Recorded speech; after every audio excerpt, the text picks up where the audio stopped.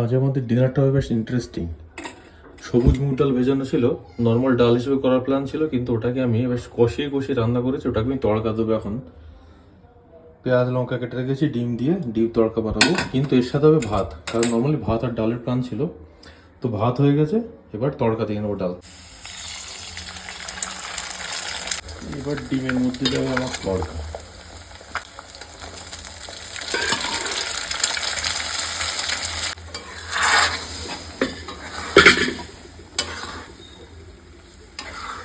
এই আমাদের হোমমেড ডিম তড়কা কমপ্লিট। একটু ধনে পাতা ছড়িয়ে দিল, পরে দোকানের মধ্যে ধনে পাতাটা আমার পছন্দ না, ধনে পাতার টেস্টটা। লোকে যদি খাওয়ার পরে মিষ্টি মুখ করে, আমরা খাওয়ার আগে একটু করে নেবো। দিওয়ালির জন্য বক্স পেয়েছে একটা অফিস থেকে, তো প্রচুর মিষ্টি। আমরা যতভাবে মিষ্টি খাবো না, পুরো কায়নাত লেগে থাকে আমাদের মিষ্টি খাওয়ানোর জন্য। তো অনেক অনেক মিষ্টি পেয়েছি এবার। দিলখুশ আছে না, মাইসুর পাক, এটা পেড়া আছে, কালাকাদ না, ওগুলো কি, কাতলি, লাড্ডু।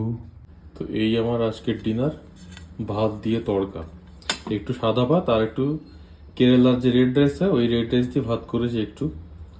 বেসিক্যালি প্ল্যান ছিল ডাল খাওয়ার, তড়কাটা হয়ে গেছে। এর সাথে না এত সুন্দর গন্ধ বেরিয়েছে তড়কাটা, একটু তন্দুরি রুটি বা আটা রুটি হলে খুব ভালো হতো।